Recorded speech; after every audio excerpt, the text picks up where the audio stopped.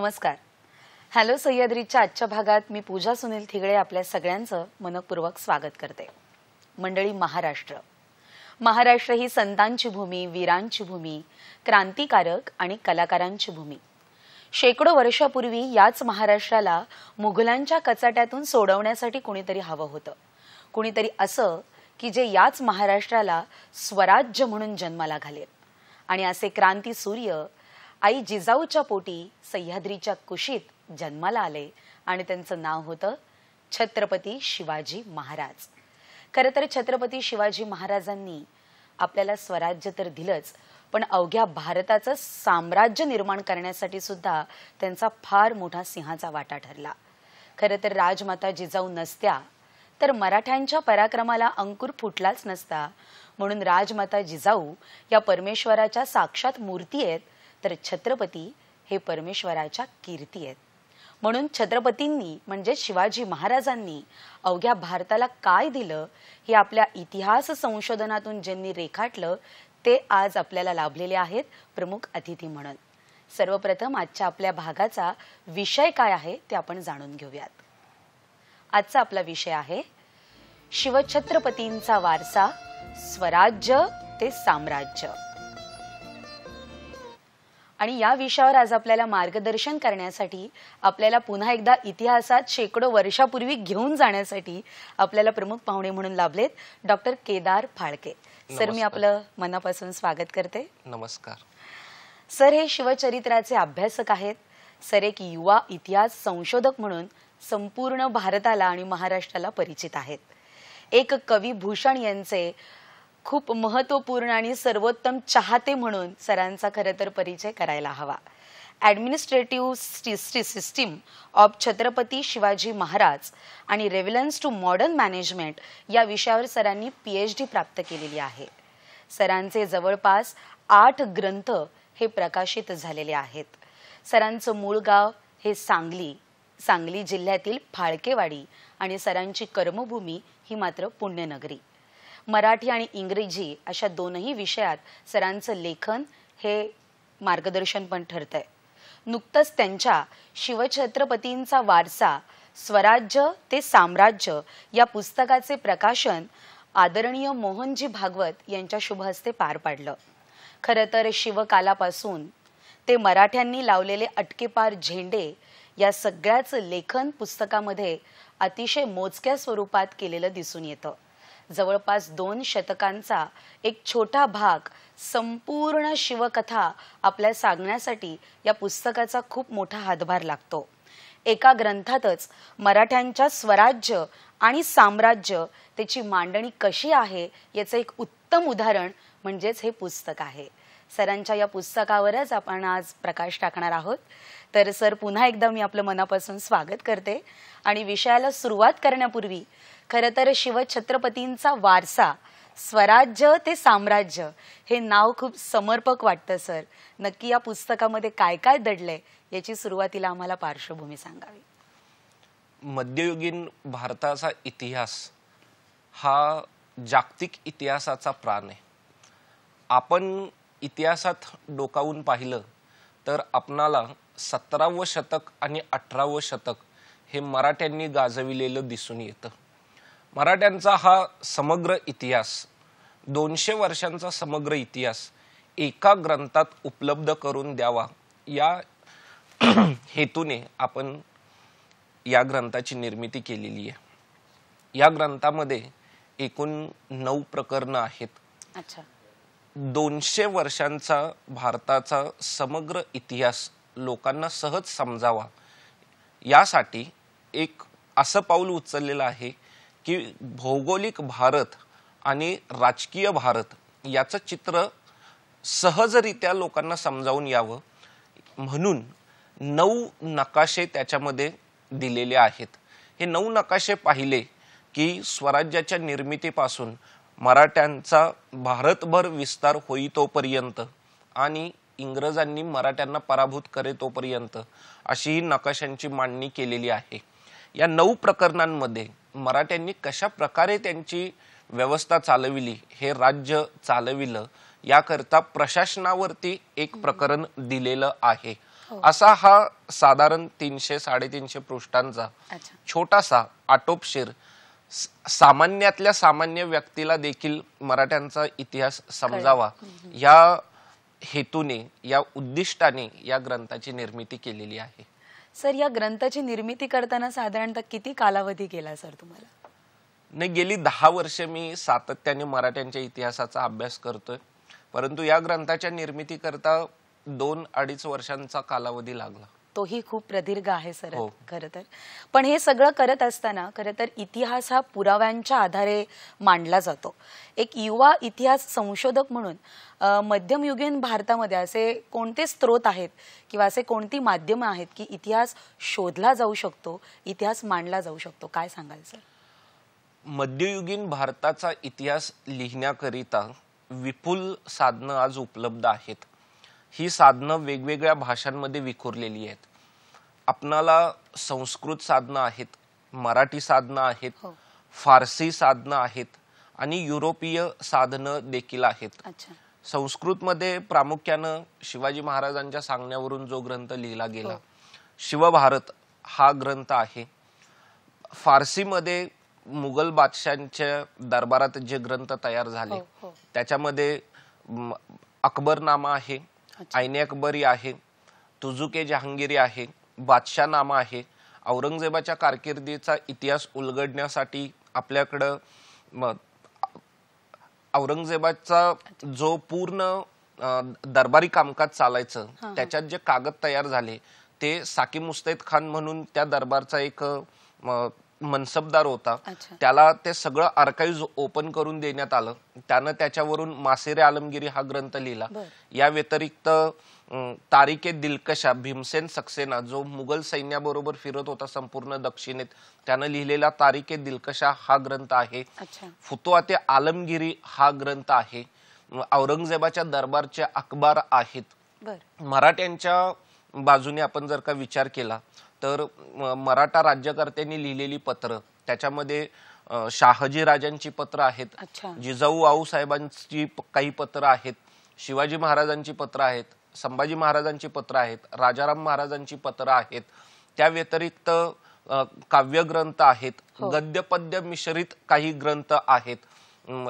त्याच्यानंतर महत्वाची साधनं राजस्थानी पत्र आहेत, ज्याच्यावरून आपल्याला शिवाजी महाराज आग्र्याला गेले आणि त्यांची सुटका झाली हा सगळा इतिहास आपल्याला त्या साधनांमधून समजतो.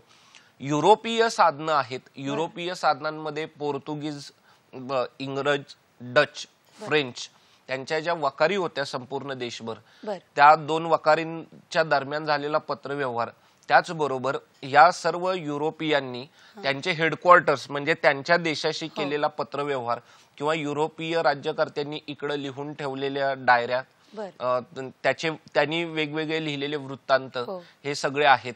18व्या शतकाचा अभ्यास करण्यासाठी पेशवा दप्तर जे पुण्याला आहे त्याच्यातून जे कागद निवडले गेले तर असे 45 खंड तयार करण्यात आले. इतिहासाचार्य विका राजवाडेंनी जवळपास 22 खंड लिहिले मराठ्यांच्या इतिहासाची साधने. डॉक्टर ग खरे त्यांनी बहुमोलाचं इतिहासाच्या सर्व विद्यार्थ्यांना एक मोठी देण त्यांनी देऊन ठेवली. म्हणजे संशोधकाचा मित्र हा ग्रंथ लिहिला की संशोधन कसं करावं. वासी बेंद्रेंनी साधन चिकित्सा हा ग्रंथ लिहिला की तुम्हाला ह्या साधनांची चिकित्सा कशी करता आली पाहिजे.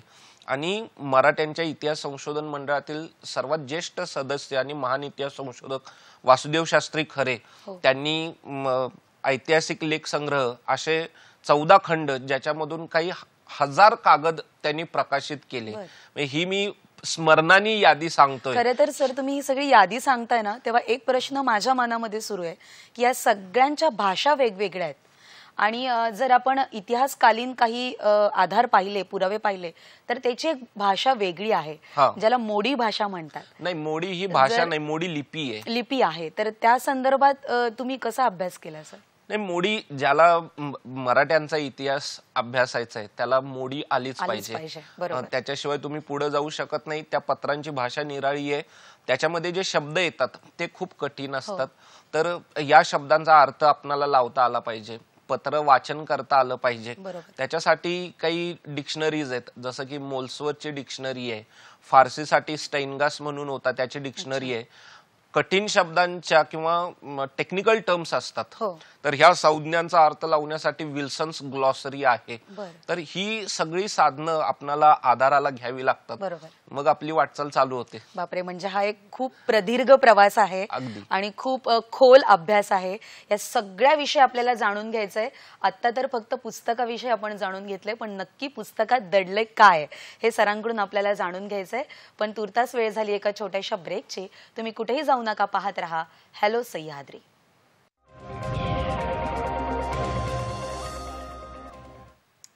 शिवछत्रपतींचा वारसा, स्वराज्य ते साम्राज्य या विषयावर आज आपण चर्चा करतोय आणि चर्चा करण्यासाठी आपल्या सोबत आहेत युवा इतिहास संशोधक डॉक्टर केदार फाळके.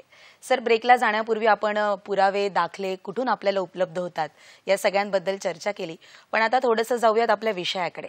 शिवछत्रपतींचा वारसा यामधला नंतरचा शब्द जर आपण पाहिला तर तो आहे स्वराज्य. पण स्वराज्य स्थापनेपूर्वी साधारणतः परिस्थिती राष्ट्राची कशी होती याबद्दल तुम्ही काय सांगाल? 1193 ला तिरुवारीला जी लढाई झाली, हो. त्या लढाईमध्ये पृथ्वीराज चव्हाणांचा पराभव झाला. देवगिरीला यादवांचं राज्य होतं, ते देखील संपुष्टात आलं. अच्छा. पुढं 7 जानेवारी 1565 ला तालिकोटच्या लढाईत विजयनगर साम्राज्याचा पराभव झाला आणि हळूहळू करत सर्व भारतीय राज्यकर्ते देशाच्या राजकारणाच्या पटलावरून बाजूला होत गेले. बहमनी सल्तनतीचे 5 तुकडे झाले: इमादशाही, बेरीजशाही, आदिलशाही, कुतबशाही आणि निजामशाही. त्याच्यातली इमादशाही आणि बेरीजशाही त्यांचं अस्तित्व संपुष्टात आलं. निजामशाही देखील 1636 ला संपुष्टात आली. शिवाजी महाराजांचा 19 फेब्रुवारी 1630 ला जन्म झाला. त्याच्यानंतर अवघ्या 6 वर्षातच निजामशाही संपुष्टात आली. परंतु तेव्हा दक्षिणेत आदिलशाही आणि कुतबशाही ही राजवट होती. उत्तरेमध्ये 1526 ला बाबरानं मुघल साम्राज्याचा पाया घातला. बाबरानंतर हुमायून गादीवरती आला. हुमायून नंतर अकबर गादीवरती आला. अकबरानंतर जहांगीर गादीवरती आला आणि शिवाजी महाराजांचा जन्म झाला तेव्हा शाहजहान बादशाह होता आणि शाहजहानाचा मुलगा औरंगजेब हा मुघल दख्खनेचा सुभेदार होता. याच्या व्यतिरिक्त हे जे युरोपीय भारतामध्ये आले त्याच्यामध्ये पोर्तुगीज आहेत, डच आहेत, इंग्लिश आहेत, फ्रेंच आहेत. फ्रेंच थोडे उशीर आले, परंतु या सर्वांच्या वखारी देशभर पसरलेल्या होत्या आणि सागर किनाऱ्यावरची मोक्याची बंदर जागा ह्या लोकांनी आपल्या ताब्यात घेऊन ही सगळी जागा त्यांनी व्यापली होती. अशी देशाची सर्वसाधारण परिस्थिती होती. मुघल साम्राज्य औरंगाबादेपर्यंत फोपावलेलं होतं. हैदराबाद आणि परिसर हा सगळा कुतबशाहीने व्यापलेला होता आणि महाराष्ट्र, कर्नाटक, आजचा जो तामिळनाडू वगैरे हा सगळा भाग आहे हा आदिलशाहीने व्यापलेला होता. मलबार कोस्ट तिकडे वेगवेगळ्या छोट्या छोट्या सत्ता होत्या. अशी ही देशाची सर्वसाधारण राजकीय स्थिती होती. बरोबर. पण या सगळ्यामध्ये सर, शहाजी राजे आणि राजमाता जिजाऊ हे खरं तर ज्यांच्या पोटी छत्रपती शिवाजी महाराजांनी जन्म घेतला त्यांचं या स्वराज्य स्थापनेमध्ये कसं योगदान ठरलं किंवा त्यांचे कसे प्रयत्न त्यामध्ये झाले? शहाजी राजे हे महाबली आहेत.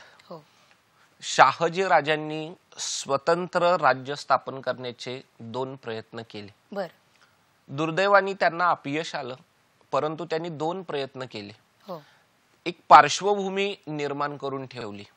शाहजहानचा जो दरबारी इतिहास आहे, बादशाहनामा, तो जर का आपण काढून पाहिला तर असं आपल्या ध्यानात येईल की पानोपानी शहाजी राजांचं नाव आलेलं आहे. त्यांनी खूप मोठा संघर्ष केला. रोशनगावच्या लढाईमध्ये त्यांनी पराक्रम दाखविला आणि संपूर्ण देशाचं लक्ष शहाजी राजांच्याकडे गेलं. त्यानंतर भातवडीच्या लढाईत शहाजी राजांनी विजापूर आणि मुघल फौजांचा पराभव केला. पुढे शहाजी राजांनी निजामशाही वाचवण्याचा प्रयत्न केला. अंततः 1636 ला त्यांना माघार घ्यावी लागली. 1636 ला निजामशाही बुडाली. निजामशाहीचं विघटन झालं. भीमा नदी ही सीमारेषा ठरवून भीमेच्या उत्तरेकडचा जो प्रदेश आहे तो मुघलांना मिळाला निजामशाहीचा, आणि दक्षिणेकडचा जो प्रदेश आहे तो आदिलशाहीला मिळाला. दक्षिणेकडच्या प्रदेशापैकी शहाजी राजांना 5 परगणे जागीर देण्यात आले. हे 5 परगणे म्हणजे पुणे, सुपे, इंदापूर, चाकण आणि शिरवळ, हे ते 5 परगणे होते. पण या 5 परगणे शहाजी राजांना जागीर देण्याबरोबर त्यांना अशी एक अट घालण्यात आली की शहाजी राजांना महाराष्ट्र सोडून कर्नाटकात जावं लागेल. पुढं शिवाजी महाराजांच्या कर्तृत्वाला प्रारंभ झाला. शिवाजी महाराजांची जडणघडण ही जिजाऊ आऊसाहेबांच्या देखरेखीखाली आणि मार्गदर्शनाखाली झाली. त्यांनी राजकारणाचे धडे गिरविले. स्वयंभू हा एक त्यांच्यातला मोठा गुण आहे शिवाजी महाराजांच्यातला.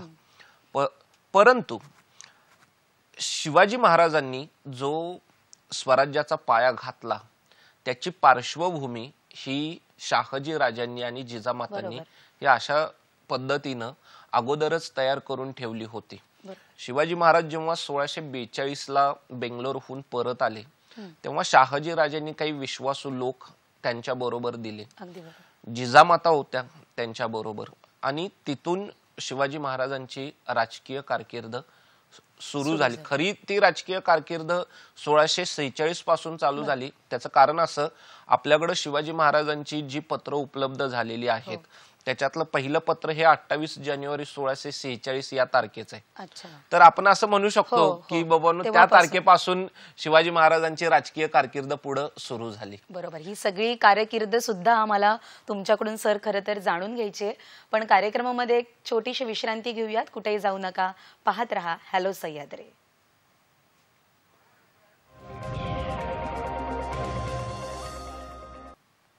शिवछत्रपतींचा वारसा स्वराज्य ते साम्राज्य या विषयावर आज आपण चर्चा करतोय.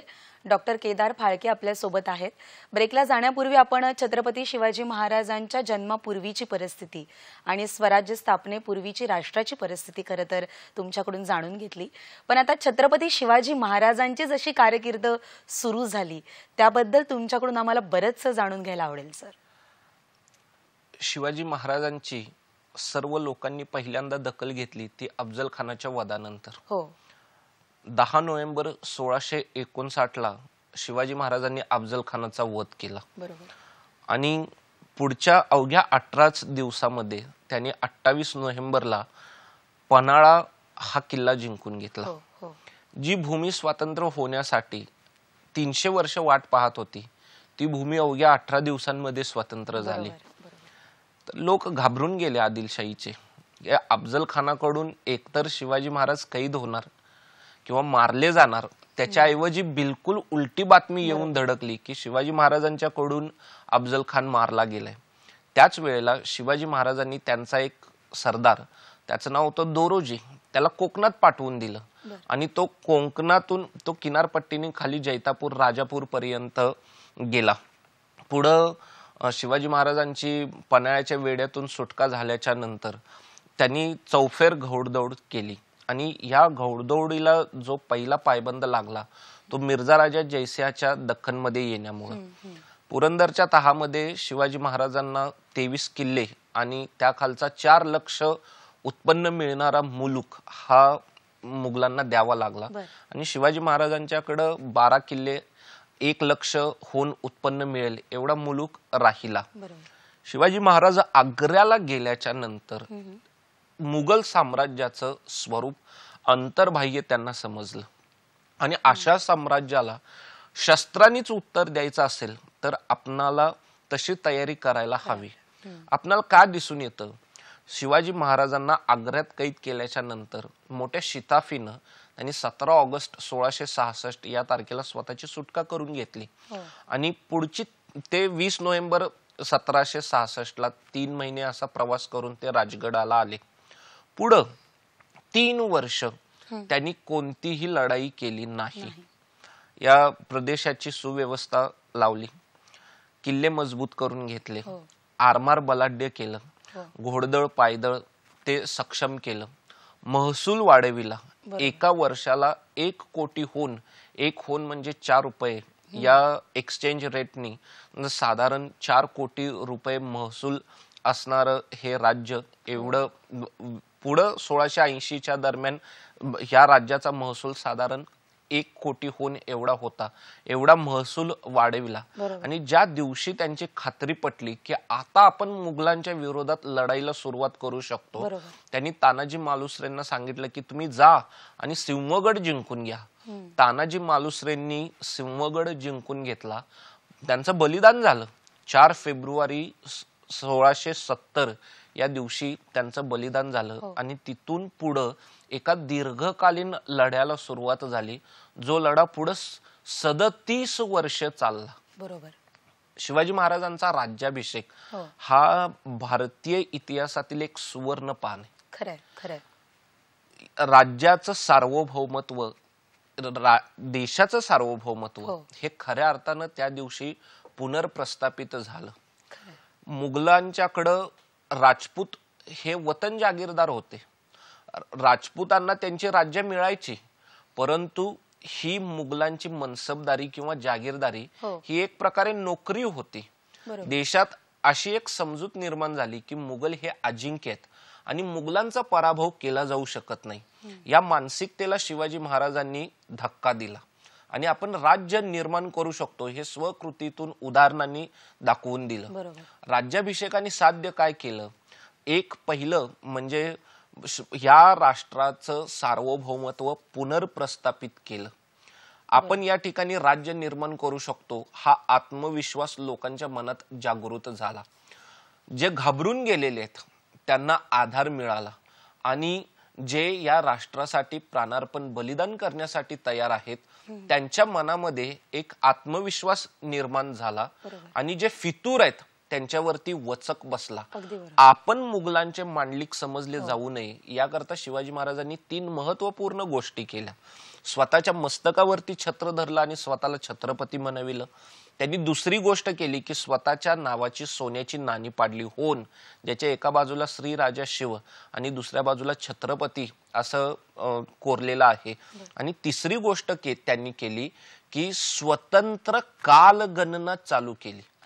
राज्याभिषेक शक ज्येष्ठ शुद्ध त्रयोदशी शके 1551 या शकापासून त्यांनी स्वतंत्र कालगणना चालू केली. राज्याभिषेक शक अशी ती कालगणना होती. आपण शिवशक हे आपण प्रेरणेने दिलेलं नाव आहे. पुढं शिवाजी महाराजांना माहित होतं की कधीतरी आपणाला मुघलांशी दीर्घकालीन लढा द्यावा लागणार आहे आणि औरंगजेबाच्या विरोधात हा दीर्घकालीन लढा द्यावा लागणार आहे. त्याकरता आपणाला एक पार्श्वभूमी तयार केली पाहिजे. या हेतूने शिवाजी महाराजांनी 1676च्या ऑक्टोबर महिन्यात दक्षिण दिग्विजयाची म्हणजेच कर्नाटकाची मोहीम हाती घेतली. त्या मोहिमेमध्ये शिवाजी महाराजांनी एक कुतबशाहीशी अलायन्स केला. ही मोहीम संपल्यानंतर त्यांनी आदिलशाहीशी अलायन्स केला आणि मालोजी घोरपडेंना त्यांनी एक प्रदीर्घ पत्र लिहिलं.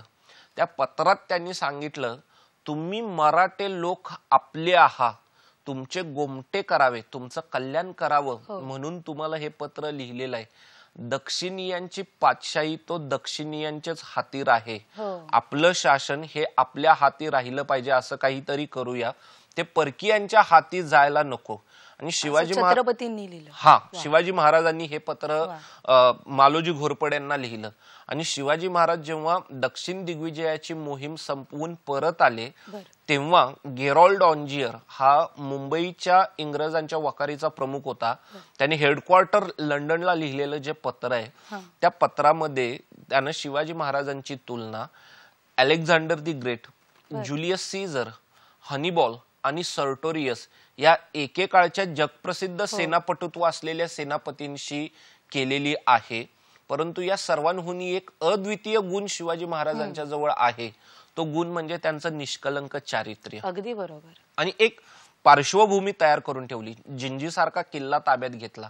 जिंजीचं 80% बांधकाम पाडून टाकलं आणि हे नवीन बांधकाम केलं.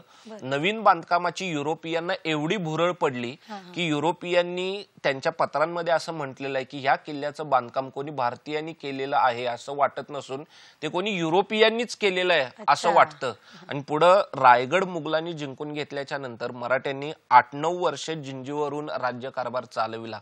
ही जी एक दूरदृष्टी लागते राज्यकर्त्याकडं, ती दूरदृष्टी शिवाजी महाराजांच्याकडं होती. आणि त्यातूनच खरं तर शिवाजी महाराज छत्रपती झाले आपण असं म्हणूयात. आणि राज्याभिषेकाचा दिनाचा उल्लेख सर तुम्ही खरं तर केला. राज्याभिषेक, अष्टप्रधान मंडळ आणि तुम्ही मगाशी महसुलाचा सुद्धा उल्लेख केला. या तीनही गोष्टींकडे सर तुम्ही पाहत असताना त्यांनी छत्रपती शिवाजी महाराजांनी शेतीविषयक जे काम केलं आणि त्यातून अष्टप्रधान मंडळ ज्या पद्धतीने स्थापन झालं त्याबद्दल काय सांगाल सर? मराठ्यांनी एक गोष्ट जाणली की एकतंत्री कारभार आपल्या पूर्वजांनीही मान्य केलेला नाही आणि तो आपल्यालाही फारसा उपयोगी ठरणार नाही. त्याच्यातून अष्टप्रधान मंडळ ही संकल्पना पुढे आलेली आपल्याला दिसून येते. डिसेंट्रलायझेशन ऑफ पॉवर हे तेव्हाच होऊ शकतं जेव्हा आपण इतरांवरती विश्वास दाखवितो. प्रत्येकाला प्रत्येकाची जबाबदारी वाटून दिलेली आणि ती जबाबदारी पार पाडण्यासाठी त्यांना योग्य ते अधिकार शिवाजी महाराजांनी दिलेले होते. शिवाजी महाराजांनी राज्याभिषेक झाल्याच्या नंतर कानूजाप्ता म्हणून एक कागद प्रसिद्ध केला. तो 21 जून 1674 ह्या तारखेचा तो कागद आपल्याला दिसून येतो, ज्याच्यामध्ये ह्या अष्टप्रधानाची त्यांची जबाबदारी आणि त्यांना दिलेले अधिकार आपल्याला दिसतात. हा, त्या कानूजाप्ता म्हणून आहेत. त्याच्यात ह्या अष्टप्रधान त्यांचं काम काय आहे, त्यांना अधिकार कोणते दिलेत हे सगळं त्याच्यात स्पष्ट केलेलं आहे. त्याच्याबरोबर शिवाजी महाराजांनी प्रशासनाकडे लक्ष दिलं. राज्यकर्त्याकडे 2 महत्वाचे गुण असावे लागतात. पहिला गुण म्हणजे त्या राज्यकर्त्याची बदल स्वीकारण्याची मानसिकता आणि दुसरा गुण म्हणजे त्या राज्यकर्त्याची प्रयोगशीलता. आपणाला हे दोन्ही गुण शिवाजी महाराजांच्याकडे असल्याचं दिसून येतं. त्याकरता आपण शिवाजी महाराजांची पत्र पाहायला हवीत, त्या पत्रांचं वाचन करायला हवं. 2 उदाहरण म्हणून सांगतो. तर शेतीचा विषय निघाला. महसूल शिवाजी महाराजांनी जमीन मोजून घेतली. जमिनीचे एकूण 5 प्रकार पडतात: अव्वल, दुव्वल, सीम, चतुर्थ आणि मुरमाड. त्याच्यातले पहिले तसे जमिनीचे 12 प्रकार पडतात. हे 5 प्रकार शिवाजी महाराजांनी विचारात घेतले. तर जमीन मोजल्याच्या नंतर आपल्याकडं एकूण जमिनी मोजणीच्या 3 व्यवस्था झाल्या. पहिली व्यवस्था होती दादाजी कोंडदेव, दुसरी व्यवस्था होती मोरोपंत पिंगळे आणि तिसरी आणि चांगली व्यवस्था, हा जो मध्ययुगीन भारताचा कालखंड आहे तर त्याच्यामध्ये ही चांगली व्यवस्था गणली गेलेली आहे, ती व्यवस्था म्हणजे अण्णाजी दत्तो. अशा त्या 3 व्यवस्था जमीन मोजणीच्या होत्या. मुघल साम्राज्यामध्ये आणि आदिलशाहीत महसूल हा प्रामुख्याने पैशातच भरावा लागायचा. त्यामुळे एकाच वेळी आलेलं पीक आणि बाजारात त्या पिकाची वाढलेली आवक, त्यामुळे धान्याचे भाव गडगडायचे.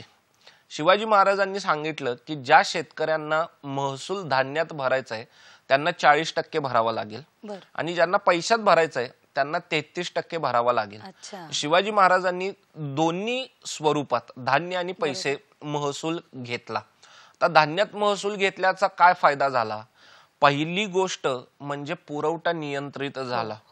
दुसरी गोष्ट, शेतकऱ्यांचा जो तोटा होत होता की ताबडतोब बाजारात धान्य विकायचं, ही गोष्ट थांबली.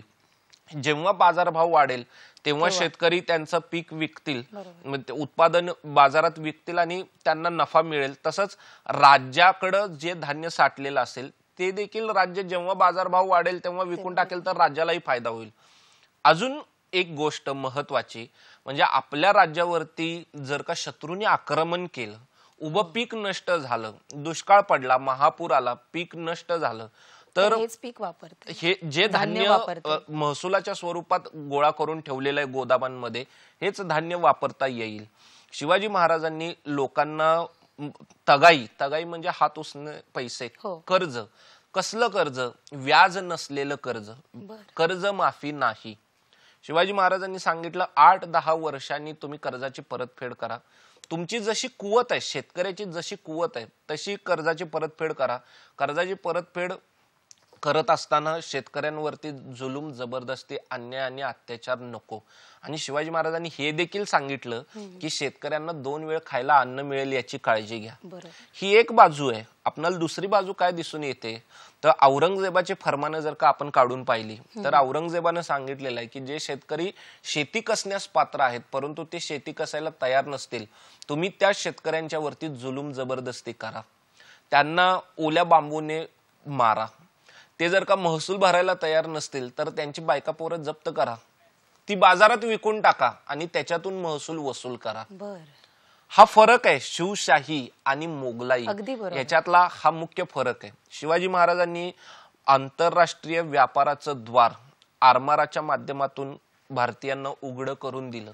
मराठ्यांची जहाज ही मस्कत, मक्का, एडन, बसरा इथपर्यंत जात असत. आपणाला शिवाजी महाराजांचं एक पत्र उपलब्ध झालेलं आहे आणि ते मिठाबद्दलच आहे. पोर्तुगीजांचं मीठ हे सुपेरियर क्वालिटीचं होतं आणि त्याची किंमतही कमी होती. त्यामुळे कोकणाबरोबर देशावरचा मिठाचा व्यापारी पोर्तुगीजांच्या मिठाकडे ओढला गेला.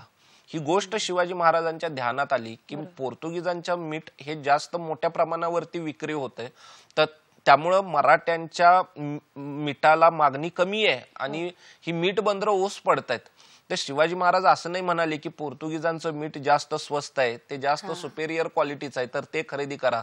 त्यांनी सांगितलं नाही, ज्या ज्या ठिकाणांवरून पोर्तुगीज मीठ आपल्या राज्यात येतं त्या सर्व ठिकाणी शिवाजी महाराजांनी पोर्तुगीजांच्या मिठावरती जबर जकात बसवली, जेणेकरून पोर्तुगीजांचं मीठ महाग होईल आणि मराठ्यांचं मीठ स्वस्त होईल.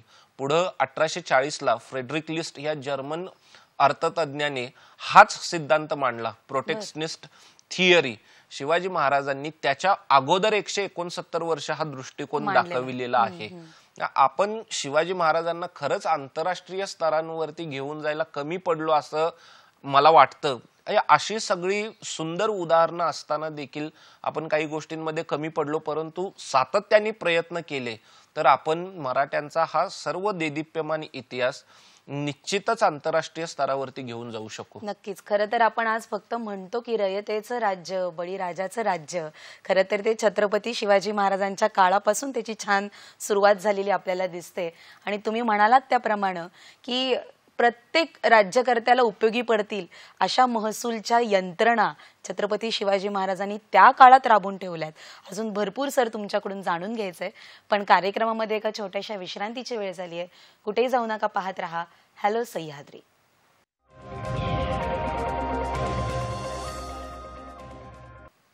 शिवछत्रपतींचा वारसा, स्वराज्य ते साम्राज्य या विषयावर सखोल चर्चा करण्यासाठी आज आपल्या सोबत आहेत डॉक्टर केदार फाळके सर. ब्रेकला जाण्यापूर्वी आपण खरं तर खूप सुंदर असे प्रशासक म्हणून किंवा एक राज्याभिषेकानंतरची पार्श्वभूमी छत्रपती शिवाजी महाराजांची पाहिली, तुम्ही ऐकवली, ती आम्ही अनुभवली.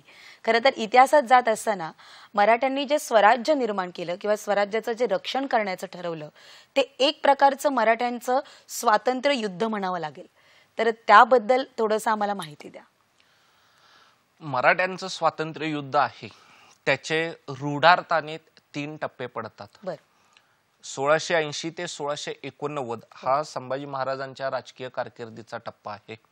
1689 ते 1700 हा राजाराम महाराजांच्या राजकीय कारकिर्दीचा टप्पा आहे आणि 1700 ते 1707 हा ताराराणींच्या राजकीय कारकिर्दीचा असा हा टप्पा आहे.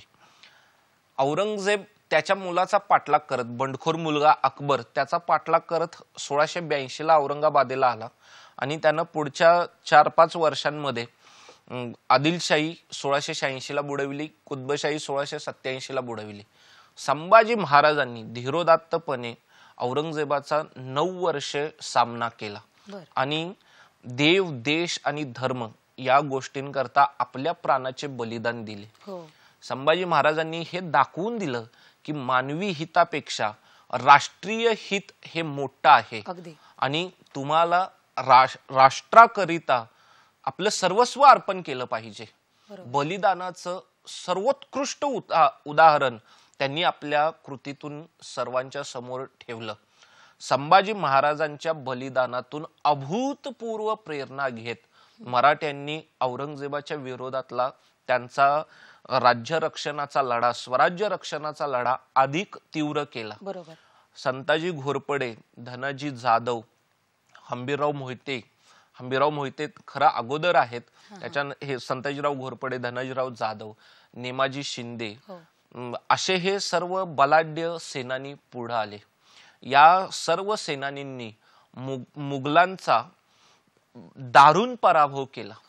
याच कालावधीमध्ये रामचंद्रपंत अमात्य, शंकराजी नारायण, प्रल्हाद निराजी यांसारखे प्रशासक देखील पुढे आले आणि त्यांनी हे राज्य वाचविलं.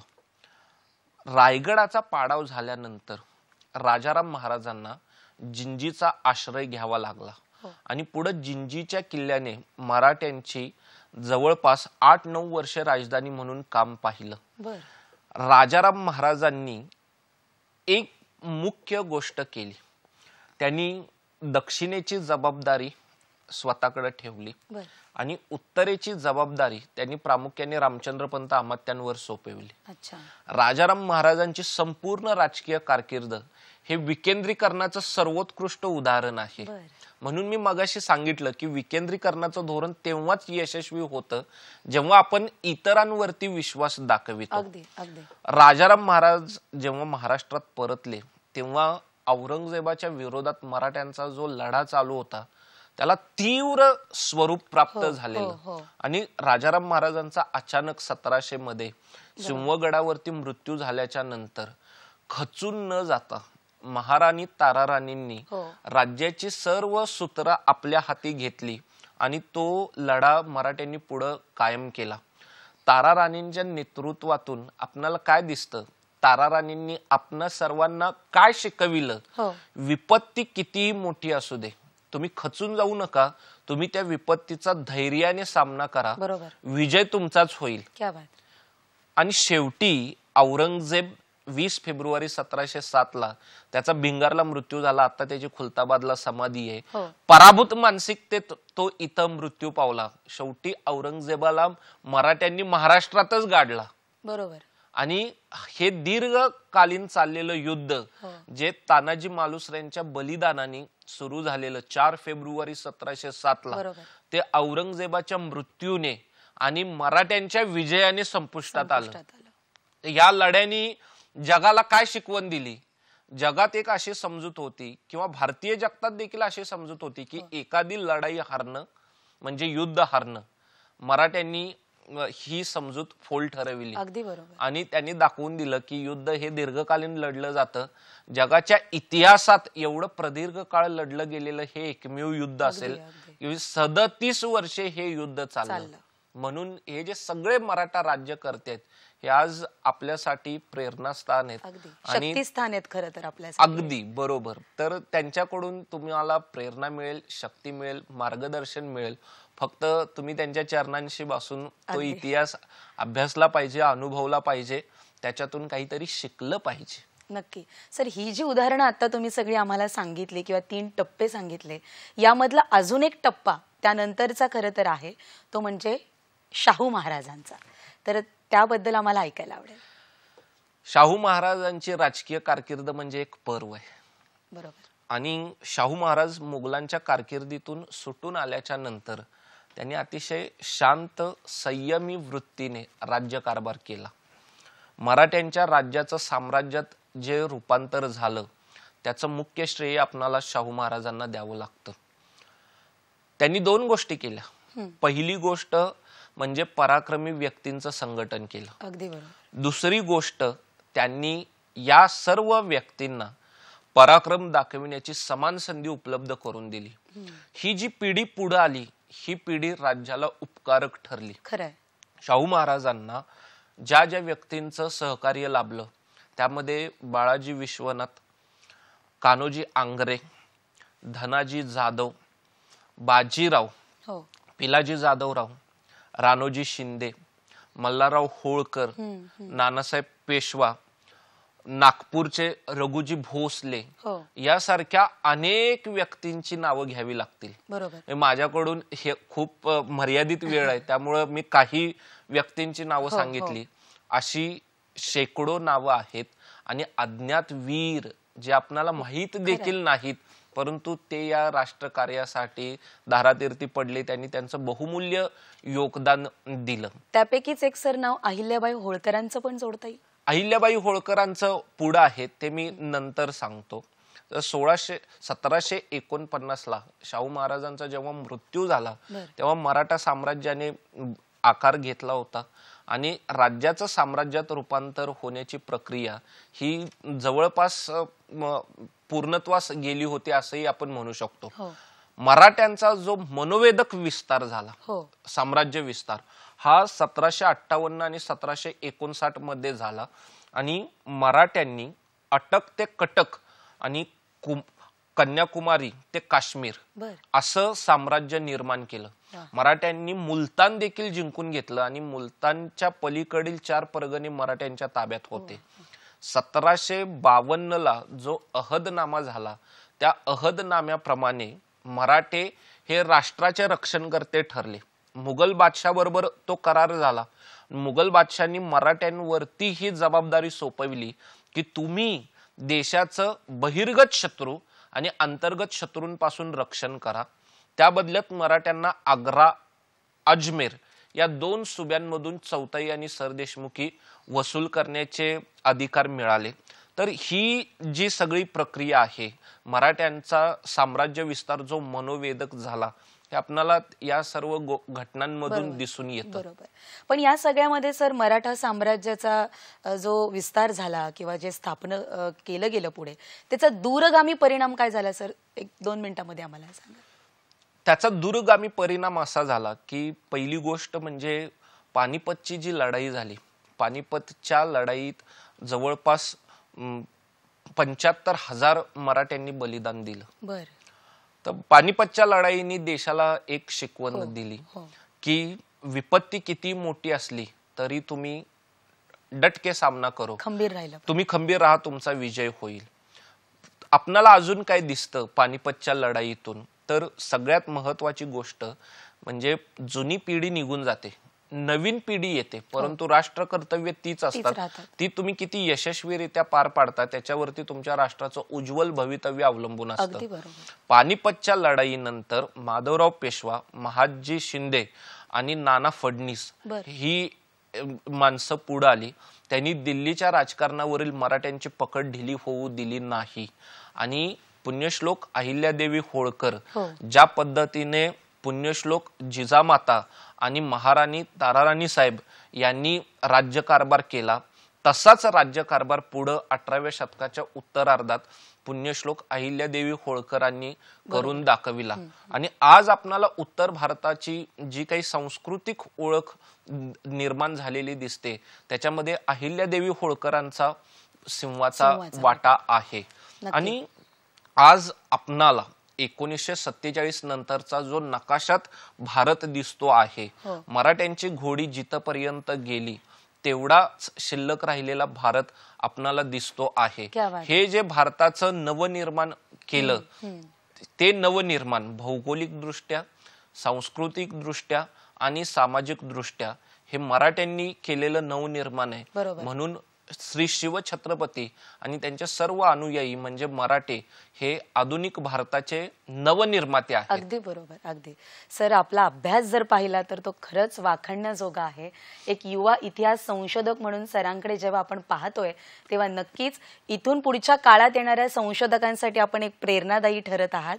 खरं तर सर तुमचा खूप गाढा अभ्यास या सगळ्या विषयात आहे, पण एक मात्र जर विषय घेतला नाही तर कुठेतरी अपूर्ण राहिल्यासारखं वाटेल, ते म्हणजे तुमचा शिवराजभूषण हा एक ग्रंथ आम्ही ऐकलाय आणि तो वाचला सुद्धा आहे.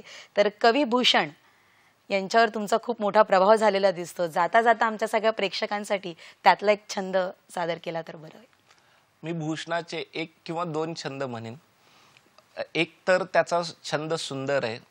त्यांनी असं म्हटलेलं आहे, बिन चतुरंग सैन्य बानरनी लेके बांधी बारी दिको लंका रघु नंदन जराई है, पारत इकेले द्रोण भीषम से लाखो भट जीत लिनी नगरी विराट काय बड़ाई है। क्या बात है। भूषण भोयसिला ते गुसुल खाने पातशाही औरंगशाही बिनु हत्तर हलाई है। ताकऊ अचंबो महाराज शिवराज सदा बीरन के हिम्मते हत्यार होत आई है। क्या बात है। त्याचा अर्थ असा आहे, प्रभू रामचंद्रांनी चतुरंगिनी सेनेचा त्याग करून वानर सेना घेऊन लंका नगरी ध्वस्त करत रावणाचा वध केला।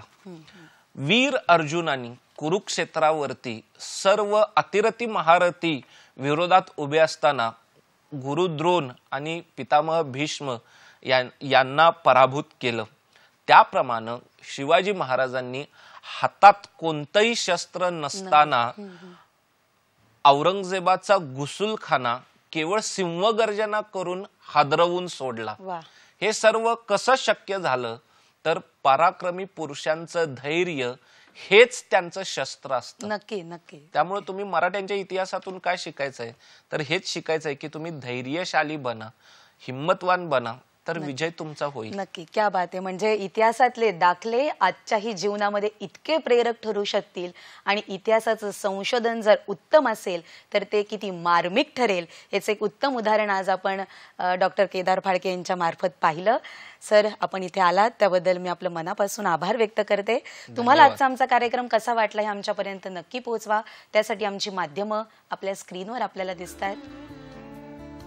फेसबुक किंवा ट्विटर आहे, यूट्यूब आहे आणि ईमेलद्वारे सुद्धा तुम्ही आम्हाला आपले अभिप्राय पोहोचवू शकता।